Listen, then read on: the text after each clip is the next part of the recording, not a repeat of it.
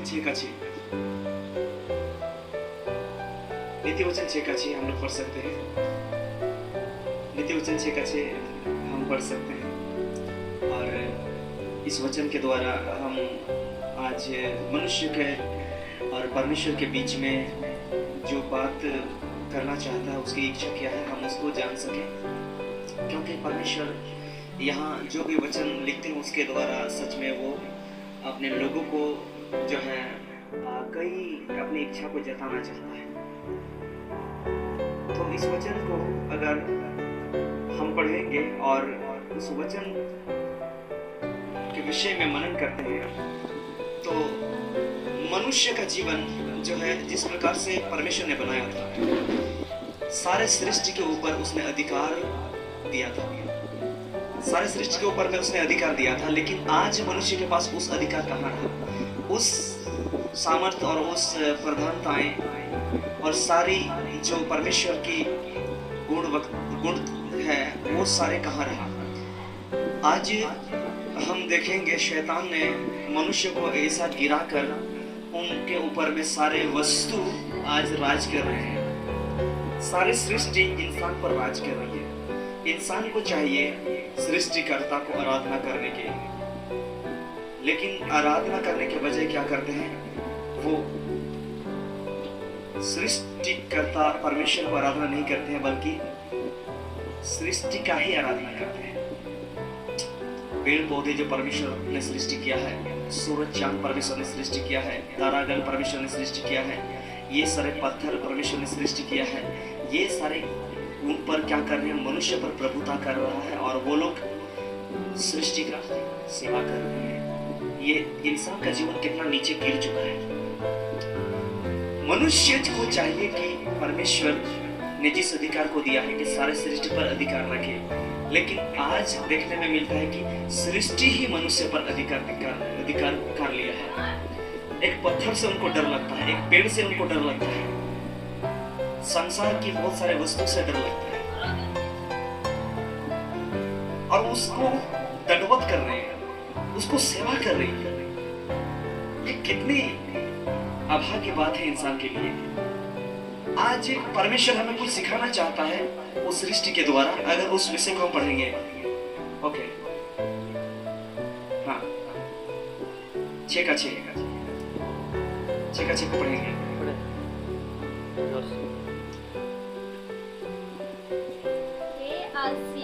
चींटियों के पास जा, उनके काम पर ध्यान दे। आगे और बुद्धिमान हो। बस परमेश्वर एक व्यक्ति को भेजना चाहता है। परमेश्वर ने जो सृष्टि किया है उससे सिखाने के लिए। जाओ, कौन? आलस्य व्यक्ति को भेज रहा है चींटी के पास, जाओ तुम मुझसे सीखो। इंसान क्या इंसान से सीखेगा? इंसान क्या इंसान से एक दूसरे को सिखाएगा, चलाएगा? अब परमेश्वर यहाँ पर इंसान को सिखाने के लिए इस चींटी का इस्तेमाल कर रहा है और यहाँ पर चींटी सिखाने वाले हम क्या नाम दे सकते हैं? क्लास में जो सिखाने वाले होते हैं वो शिक्षक होता है, और यहाँ पर अगर आलस्य व्यक्ति के लिए शिक्षक कौन है? चींटी है। आ करके उसको क्या करेगा? प्रणाम चींटी सर। ऐसे करके क्या करेगा? प्रणाम चींटी सर, हम आपसे पढ़ने के लिए आए हैं, हम सीखने के लिए आए हैं, परमेश्वर ने मुझे भेजा है। क्योंकि यहाँ वचन कहता है, हे आलसी, चींटियों के पास जाओ, उनके काम पर ध्यान दे और बुद्धिमान हो। इंसान के जीवन में वो बुद्धि है ही नहीं जो चींटी के पास है, और कहता है कि चींटी से बुद्धि अपना ले, उस बुद्धि को चींटी से सीखो। देख रहे हैं इंसान कितना नीचे गिर चुका है। सारे सृष्टि से शैतान ने ऐसा खेल खेला है जो कि मनुष्य इतना नीचे गिर चुका है सारे सृष्टि से, उनको चींटी से सीखना पड़ रहा है, उनको पेड़ पौधे से सीखना पड़ रहा है, उनको हम सारे वस्तु ये देखें, उनको देखकर अपना जीवन को सच में सीखने के लिए वो मजबूर हो चुका है। क्योंकि इंसान डायरेक्ट परमेश्वर के सिखाए जाने बातों पर मन नहीं लगाते। परमेश्वर जो उनसे बात करना चाहता है उनसे वो बात सुनने के लिए तैयार नहीं है। जाओ चिट्ठी से सीखो, जाओ पेड़ पौधे से सीखो, जाओ तो हाँ देखते हैं छोटे छोटे जो सृष्टि किया गया है उससे सीखो। यहाँ पर इन बातों को अगर विचार करते हैं और परमेश्वर के उस वचन को तुलना करते हैं मनुष्य जीवन के साथ, तो इंसान कितना नीचे गिर चुका है। और शर्म आना चाहिए, इंसान को शर्म आना चाहिए, आलस्य व्यक्ति को शर्म आना चाहिए। परमेश्वर ने सारे सृष्टि को अपने मुंह के वचन के द्वारा बनाया। परमेश्वर ने सारे सृष्टि को आज्ञा के द्वारा बनाया है, लेकिन इंसान को उसने बड़े प्यार से अपने हाथ से बनाया था। उसने अपना ताकत लगाया था उस इंसान को बनाने के लिए। उसने पहले योजना तैयार किया था इंसान को बनाने के लिए। उनके लिए सारी योजनाएं जो बनाई थी वो सारे परमेश्वर का यहाँ पर व्यर्थ हो चुका है। लेकिन परमेश्वर फिर भी उस योजना को पूरा करेगा और इसलिए चाहता है कि उस सृष्टि के द्वारा ही परमेश्वर को कुछ ना कुछ सिखाएगा। क्योंकि सृष्टि के पीछे भाग गया। इंसान को कहा था कि आदम और हवा को कहा था कि आप उस वृक्ष का फल को ना खाना। एक सृष्टि किया गया, वो फल के पीछे मत पड़ना। हाँ, तेरे भूख और प्यास को मिटाने के लिए सारे पेड़ का फल खा सकते हैं, लेकिन जिन पेड़ों का फल मैंने मना किया था उसको मत खाना। लेकिन उसके पीछे पड़ गए और शैतान चालाकी से उसको वहां पर भरमाया, जो कि इन बातों को समझ नहीं पाया। आज मनुष्य जब तक कोई व्यक्ति नहीं भरमा रहा है तब तक वो ठीक चल रहा है, लेकिन वो व्यक्ति सामर्थ्य व्यक्ति नहीं है। वो व्यक्ति जो है सच्चा व्यक्ति नहीं है। हाँ, वो व्यक्ति तब तक ठीक है जब तक लोग उसे कोई रोक नहीं। हाँ, व्यक्ति उसको हम मजबूत नहीं कह सकते कि ठोकर करने पर भी गिरे नहीं या गिर के दोबारा उठे नहीं। लेकिन परमेश्वर यहाँ पर एक बुद्धिमानी, एक संवेदनशील व्यक्ति, एक ताकतवर व्यक्ति, वो कौन हो सकता है? देखिए, बुद्धिमानी इंसान को होना चाहिए, और बुद्धिमान अगर नहीं रहेगा तो छोटा सा कंकड़ में वो अगर ठोकर लगे तो गिर जाएगा। वो ताकतवर व्यक्ति नहीं है,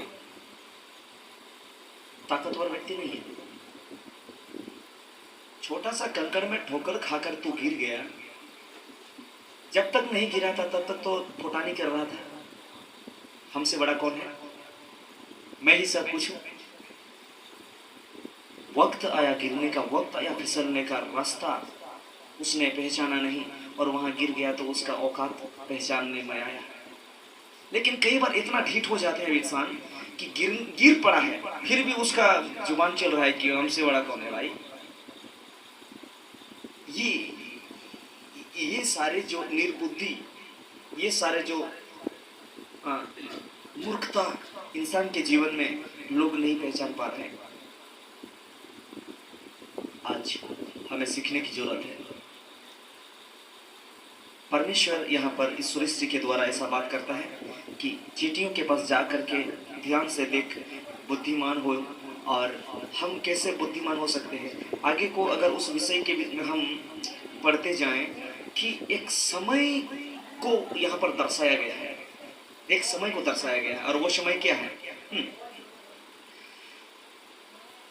यहाँ पर लेकिन चींटी का अगुवाई करने वाला कोई नहीं। लेकिन फिर भी वो लोग जिन बातों को उसे करना चाहिए वो बड़ी समझदारी के साथ करते हैं, लेकिन इंसान उसको अगुवाई चाहिए। इंसान उसको कोई ना कोई उसके ऊपर प्रधान होना चाहिए। लेकिन चींटी के ऊपर अगर हम आगे देखेंगे तो यहाँ पर इनके ऊपर या इनको चलाने के लिए या इनका एक देश में, इनका एक क्षेत्र में, राज्य में बांटा नहीं गया है। इतना बड़ा बड़ा एरिया से चींटियों का एक प्रधान को ठहराया जाए। मुख्यमंत्री, प्रधानमंत्री, राष्ट्रपति, गांव में देखें तो मुखिया है, क्या बोलते हैं, वार्ड है, प्रधान है, पंचायत में देखें तो मुखिया है। लेकिन चींटियों के लिए ऐसा कोई नहीं है। लेकिन फिर भी वो लोग अपना जीवन को, और वो लोग इतना अपने आप में एकता को रखते हैं, एकता को रखते हैं और उस कार्य को करते हैं जो उसे करना चाहिए। लेकिन इंसान उस एकता कहाँ रहा इंसान में। मैं यहाँ पर किसी जाति की बात नहीं कर रहा हूँ, यहाँ पर मैं किसी धर्म की बात नहीं कर रहा हूँ, यहाँ पर मैं किसी देश को या गांव को या क्षेत्र को बांट नहीं रहा हूँ। इंसान के जीवन में यहाँ पर घटी जो है उन बातों चींटी के द्वारा हमें जान पड़ता है। जो भी अपने झुंड में है वो लोग एकता के साथ उन कार्यों को कर रहे हैं बिना किसी अगुवाई किए। कैसे जान पड़ता है? हम आगे वचन को पढ़ेंगे। 7 उनका ना तो कोई न्याय होता है और ना प्रधान ना प्रभुता करने वाला।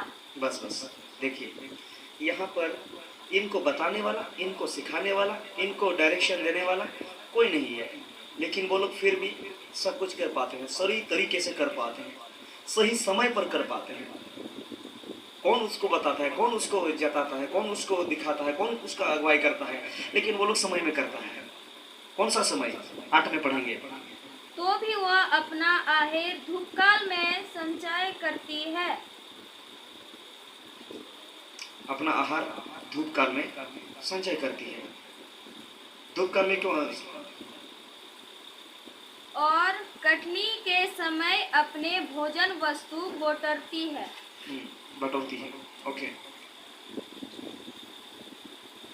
यहाँ पर किस समय आहार को संचय करना है, किस समय भोजन को बटोरना है, वो लोग अच्छी तरह से जानते हैं और वो समय को वो पार नहीं होने देते, बर्बाद नहीं करते। लेकिन इंसान यहाँ पर क्या करता है? 9 में, हे आलसी, तू कब तक सोता रहेगा? तेरी नींद कब टूटेगी? तेरी नींद कब टूटेगी? क्या बात करता है? आगे, कुछ और सो लेना, थोड़ी सी नींद एक और झपकी, थोड़ी और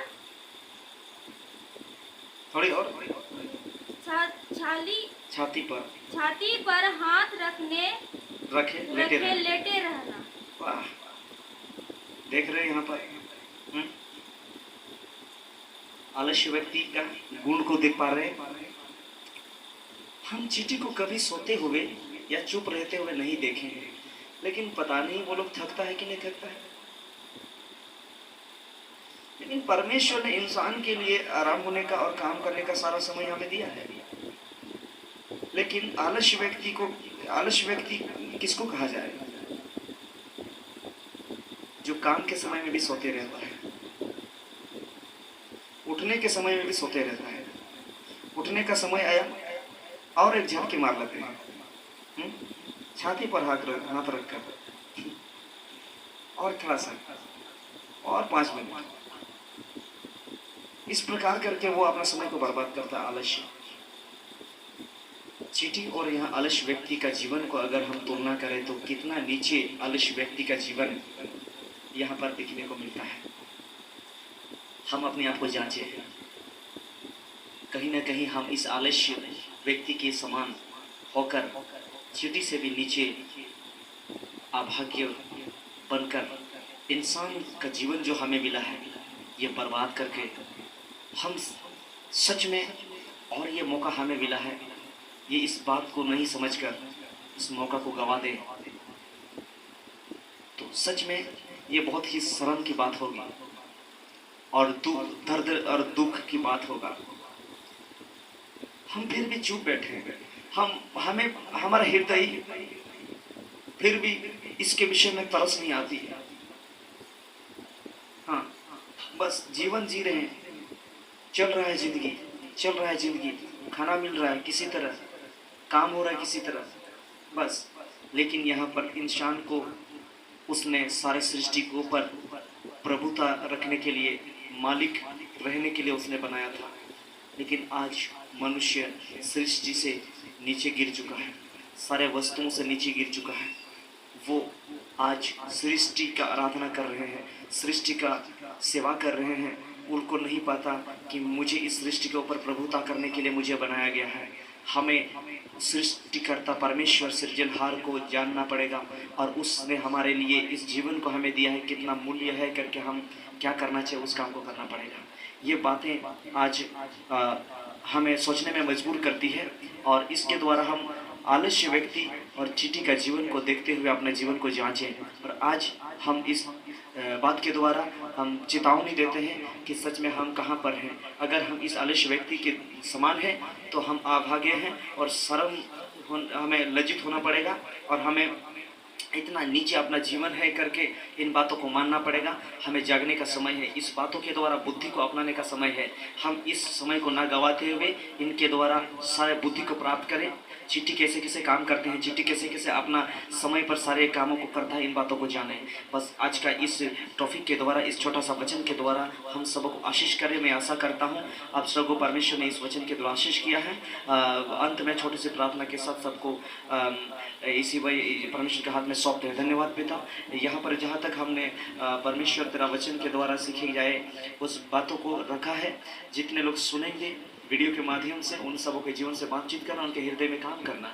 परमेश्वर खुदावंद इस वचन के द्वारा आलस्य व्यक्ति को जिता दे, आलस्य व्यक्ति को परमेश्वर तू उठा और उनके जीवन में बुद्धिमान उन्हें सिखा इनके द्वारा, ताकि वो भी एक इंसान के स्वरूप में वो खड़ा हो सके और पिता परमेश्वर तेरी महिमा करने पाए। वो अपना अधिकार को जानकर, उस अधिकार को अपना कर संसार में श्रेष्ठ जीवन जो इंसान के लिए मूल्य जीवन रखा है उनको मिलने पाए।